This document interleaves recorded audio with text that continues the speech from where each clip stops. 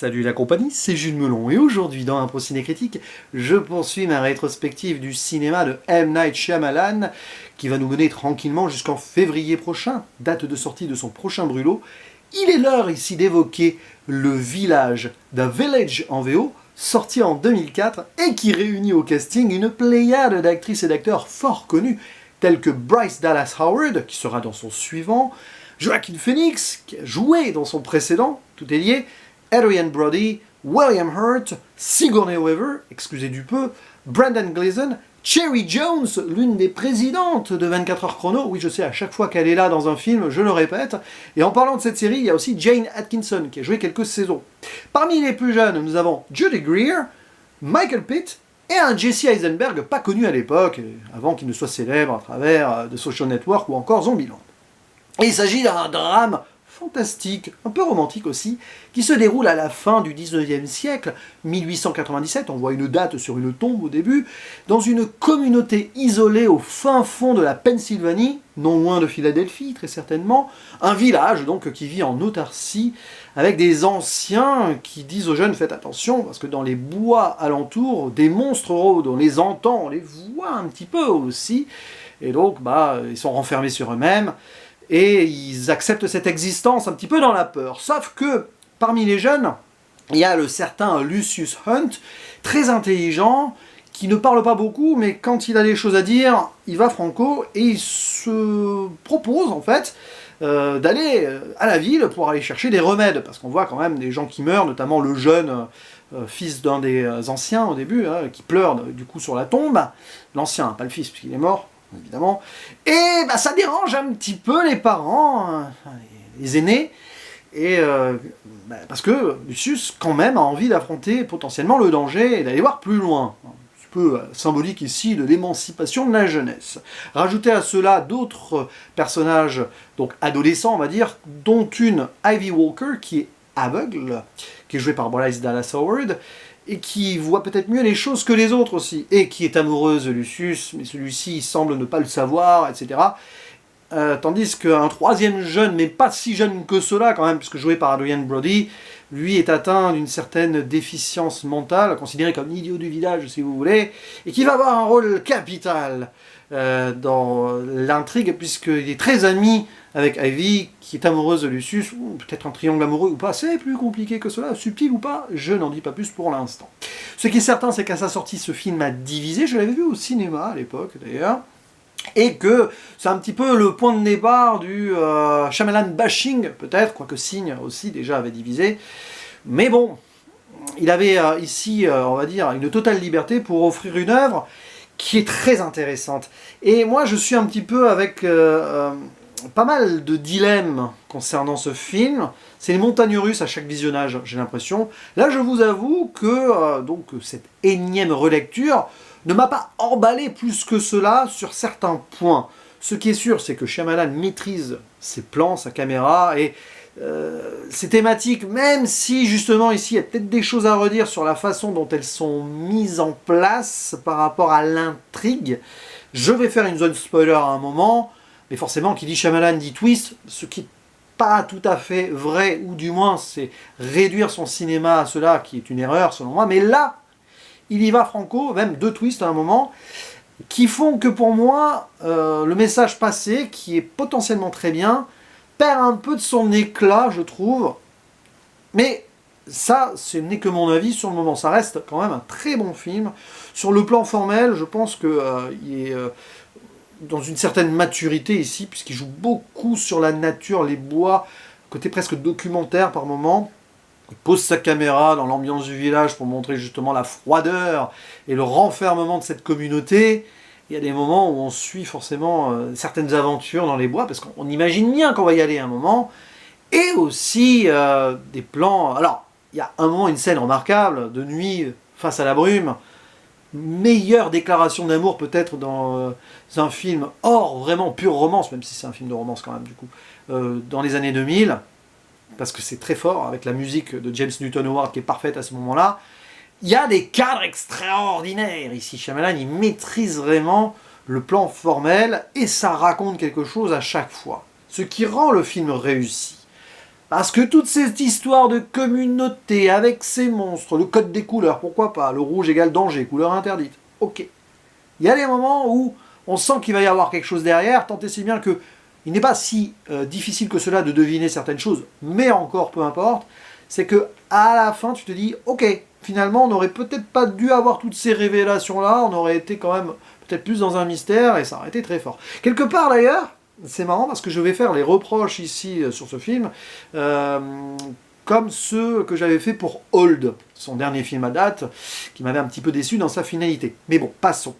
Ce qui est certain, c'est que les acteurs-actrices sont parfaits. Je pense que c'est le meilleur rôle de Bryce Dallas Howard, oui. Bon, en même temps, elle n'a pas fait que des films où elle a été mise en valeur totalement dans son talent d'actrice, qu'elle a, la preuve.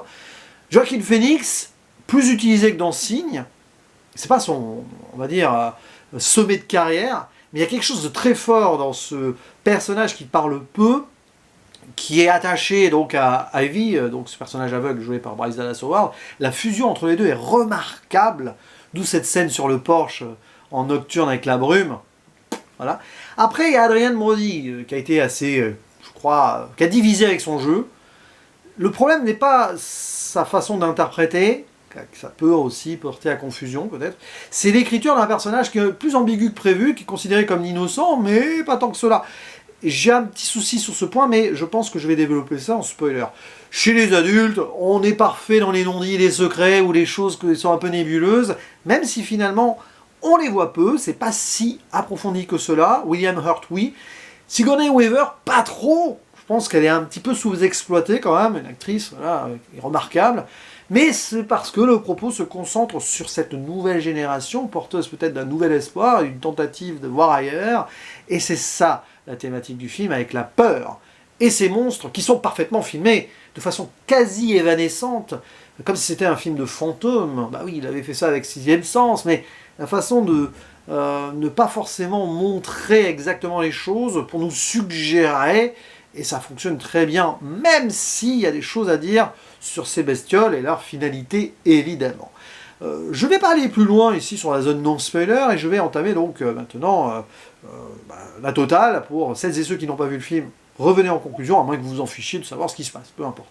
Spoiler donc, alors, les twists, on va y revenir. Cette communauté 1897, c'est donc du pipeau. Ça, c'est le dernier twist. Puisqu'on est quand même dans un monde moderne, de nos jours, et il s'agit d'une bande d'universitaires qui a décidé de créer donc un village à part, coupé de la technologie et du monde, en régressant le côté temporel, ce qui va me poser un petit souci sur quand même leurs idées derrière. Pourquoi ? Parce que ils ont quitté la ville déçus, mais surtout très attristés et en colère, endeuillés, parce que pas mal de leurs proches ont été frappés, battus, tués et tout, donc ils ont préféré protéger leur voisinage, leur entourage et leurs enfants, surtout, en les enfermant ici, avec évidemment les bonnes intentions qui font qu'on est dans une fausse utopie ici, un paradis mensonger, et sûrement aussi corrompu par ce mensonge, d'où le personnage d'Adrien Brody, hein, la personne, je ne sais pas si déficient mental ou autiste serait à propos pour le définir, c'est un peu compliqué, mais on voit ici que le ver est dans le fruit parce que de toute façon le mensonge vient d'en haut. Voilà.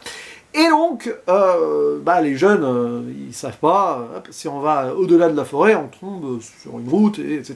L'une d'entre elles, voilà, notre cher personnage joué par Bryce Dallas Howard, aveugle, va y aller, mais comme elle ne le voit rien, elle ne le sait pas, donc elle revient sans trop savoir. Imagine juste que c'est la vraie ville, elle revient sans le secret total du monde moderne. Bon, passons. Et révélation préalable, qui en soi est logique, puisqu'elle fonctionne en fait sur le fait qu'il s'agit d'un monde simulacre, inventé, créé, qui n'existe pas vraiment tel qu'il est. Les monstres donc sont des anciens qui s'habillent avec une sorte de manteau rouge. C'est très étrange parce que ça paraît bizarre d'imaginer les monstres de la forêt avec des textiles humains, mais dans le subconscient des jeunes qui ont été éduqués ainsi, peu importe, c'est pas grave, ça marche. Mais c'est vrai que d'un point de vue extérieur, c'est étrange. Le seul problème du film, pour moi, c'est que, alors ils sont très bien filmés les monstres, pas de souci, c'est qu'à un moment on apprend que Noah, donc le personnage qui est un petit peu l'idiot du village, entre guillemets, j'ai pas le terme, mais c'est un peu ici ce qu'on peut dire, eh bien à un moment avait dérobé l'une de ses costumes, il s'est pas posé la question forcément, et il s'est déguisé lui-même et il a commis des trucs faisant penser que les monstres envahiraient le village alors qu'il y avait soi-disant un accord tacite comme quoi si on les dérangeait pas ils resteraient dans la forêt. Ah mais bon, la crédulité évidemment d'emblée puisqu'on fait avaler des couleuvres à des jeunes enfants qui vont croire que c'est la réalité de toute façon. C'est peut-être un peu de trop parce que tu as le personnage vengeur qui joue avec du coup les bêtises des anciens, enfin les mensonges des anciens, ce qui est intéressant parce que ils n'ont pas tout prévu et à un moment ils se sont fait dépasser par la situation, mais qui se met à poignarder Lucius parce que plus ou moins jaloux, on ne sait pas trop, de Ivy qui joue avec lui mais peut-être amoureux, et à un moment il revient parce que elle sait, elle apprend que les monstres n'existent pas, mais il revient, lui il s'échappe de sa pièce du silence avec le costume pour faire peur à Ivy, mais elle sait que c'est pas un vrai monstre, elle le piège, elle le tue. Ça pour moi c'est un peu en trop. Je pense que le personnage de Noah Percy, donc joué par Adrien Brody, est un peu en trop, même s'il symbolise la corruption. Le verre est dans le fruit, ils ont voulu s'isoler là, ils en subissent les conséquences avec un personnage qui ne pouvait pas vivre dans ces conditions-là, livré à lui-même, dans cette insouciance impossible. Bon, pourquoi pas. Par contre, le film est passionnant quand même sur cette idée d'émancipation et par l'amour.